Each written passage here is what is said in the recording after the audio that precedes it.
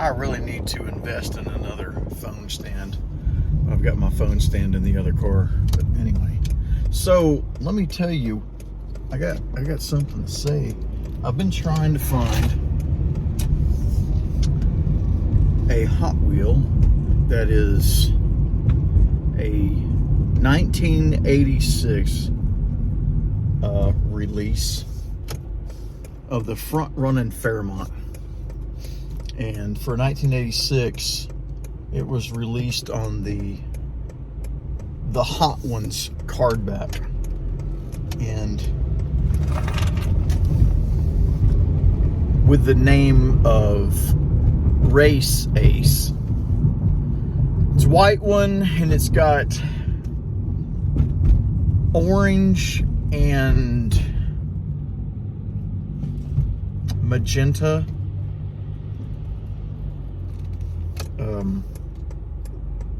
sorry, I'm at an intersection here. I gotta watch what I'm doing.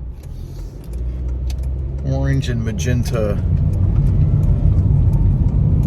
tampos on it with the number 13. Anyway, now that you know what car I'm talking about, it's the only one of that casting that I don't have. Or at least according to what's on the Hot Wheels fan wiki page. I've got all the other ones loose. I've seen that car in different places on like price guides and stuff like that, which I know price guides have lots of inaccuracies, but typically that car going loose, I've seen the range of $12 to I think like 18 or 19 bucks. Now you can throw in a lot of different things to change that number. If it's really, you know, tore up, then maybe it's worth a lot, you know, much less than that. Or you could say, look, it's this car that's not easily found, and it's worth more like 25 bucks or something like that. Okay, maybe. I've only seen that car on eBay, and the price has been kind of all over the place. I mean, the cheapest I've seen it was $55 on eBay, opened, used. And this car was just beat up, man. It had, I mean, it wasn't like buried in the backyard beat up, but it was, you know, it was really played with hard. It had paint chips and flea bites all over it. The tampons on it were just worn out. Anyway, 55 bucks in that condition is outrageous. And say what you want, all I have to go by is that. So somebody could say, no, hey, that really is a car that's worth 55 bucks because of that reason, etc. I haven't seen any evidence to prove that, and I don't believe it for 1 second, not even close. So that's loose. That's the lowest I've seen it now. Many other places online, I've seen it loose, 75 bucks. Sorry, eBay. I say online, I mean eBay. 75 bucks loose. And even that one was in okay shape. It wasn't like fresh out of the package shape, which I don't expect it to be, but if it's going to fetch the highest price open, it needs to be in pretty decent shape. I'm okay with a couple of flea bites here and there, but you know, if I'm going to spend that kind of money on it, it needs to be in good shape. And I just don't believe 55 bucks is going to give me some. Hey, if you can tell me it's fresh out of the package and there is not a single thing wrong with it, well then maybe I could see, not me spending 55 bucks on it, but I can see somebody asking that for it. But other than that, I just think it's kind of ridiculous. That's just my opinion. Anyway, so that's a little bit of backstory on it. In the package, I've seen it for $150. Oh no, I'm sorry. I saw another guy who had it for 150 bucks loose. $150. And then I seen it for close to $200 in the package, and it just, there ain't no way. Then there was somebody who had it for $250 in the package, because it has an international package in Canada. Big deal. Well, I can't find anything that would say it would fetch that much money anywhere. And then the person who's selling it for that price, I was looking at their eBay stores, and everything was really expensive. And I didn't go investigate it, but after talking to this individual, I've come to the conclusion that they're just targeting people who have deep pockets, I guess. Anyway, it was very nice to my questions, and I didn't want to just defend them right off the bat, so I asked them a question like, I didn't say, where are you getting these prices from? So instead, I just said, what price guide are you using for this? Because I'm like thinking, I know you're not using a price guide. You're just pulling a number out of the thin air and throwing it out there. So it's the bigger fool concept, right? Who's the bigger fool here to buy this car, buy any of these kinds of cars? So actually, it's not the bigger fool. I think they call it the greater fool theory. But either way, I asked that question, and the guy was completely absurd with me. Just from his first response was, he started off halfway, like I thought he was going to answer my question. He said, well, price guides are inaccurate, and there weren't enough recent sold things for him to go by, so he priced a little bit up on the higher end. Then he asked me, he goes, are you trolling me or just wasting my time, kind of thing? And I'm like, you don't have to be rude about it. But so I just came back and said, no, I told him, I said, look, Fairmont was my very first car to drive. And I collect the Fairmonts and the Hot Wheels, and I didn't have this one. And I told him that I'd seen prices. I hadn't seen one at that kind of price. And that's the reason why I was asking the question. And I said, look, I'd be willing to part with $75 for it. I said, if that doesn't work for you, then no big deal. I said, but that's what it'd be worth to me. And he came back and just ripped me to shreds, called me lowballer and all these other things. I'm like, it's not necessary, man. All you had to say is no. That's all. You don't have to, but you went in to call me names and stuff like that. And I thought, this is ridiculous, man. Well, anyway, in the time between there, I had talked to somebody else, and I had purchased one from somebody online. And I just replied back to him and said, never mind, I already found one.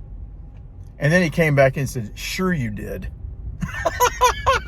I was like, this dude really has a chip on his shoulder, man. What is your problem? So I came back, I said, you don't have to continue to be rude to me. I just asked you a simple question.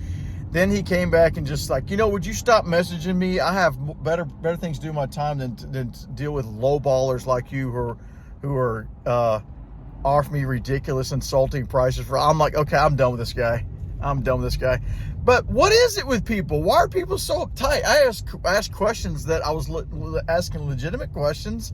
I was being nice as I could be. Most people would not be that nice. I would have just told the dude off. But I was really trying to be cool. I thought maybe this guy might have some other cool stuff, and I might want to buy something from this guy. But if he's gonna be a total jerk like this, I want nothing to do with him. And I'm learning just from talking to a few other collectors that this is not an uncommon thing on eBay. So I just don't care.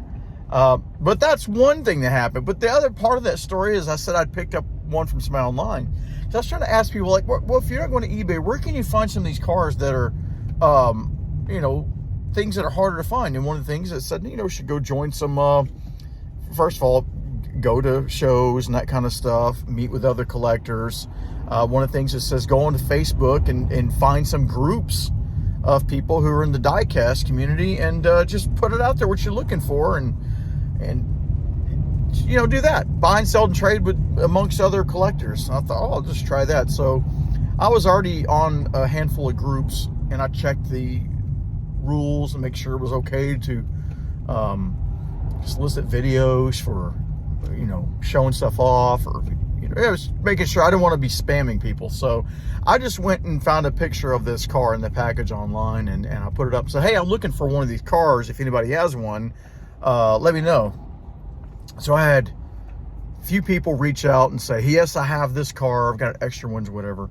And this one guy replied to me, and for some reason I could not get, he kept saying he sent me an instant message, and I wasn't seeing it. And I kept looking. I was like, well, I'm not seeing it, and I don't have a way to message him.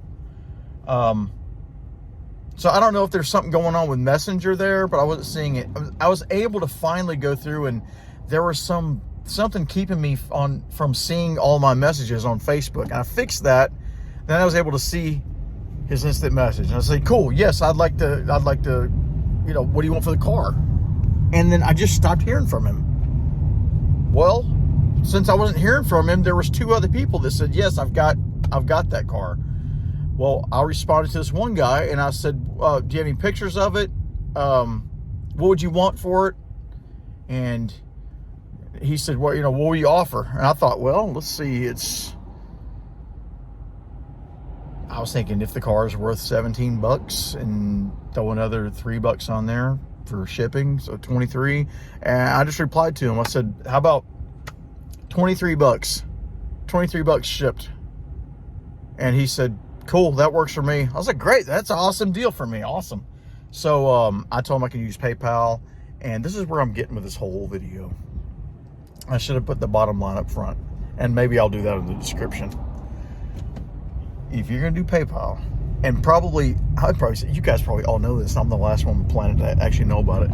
If you're gonna pay somebody through PayPal, you better make sure you do not use the friends and family thing unless it is friends and family. Because if it's somebody you don't know and you gotta pay them, you have no protection anymore. And I did not know that.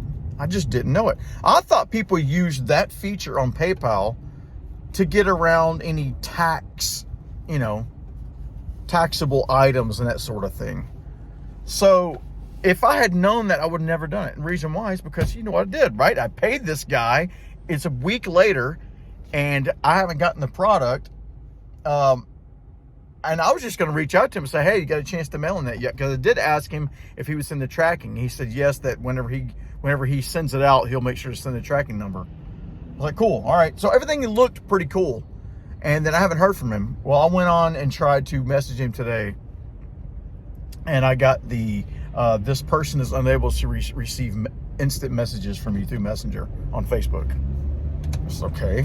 So I went back to the thread. I thought I'll just reply to him in the thread.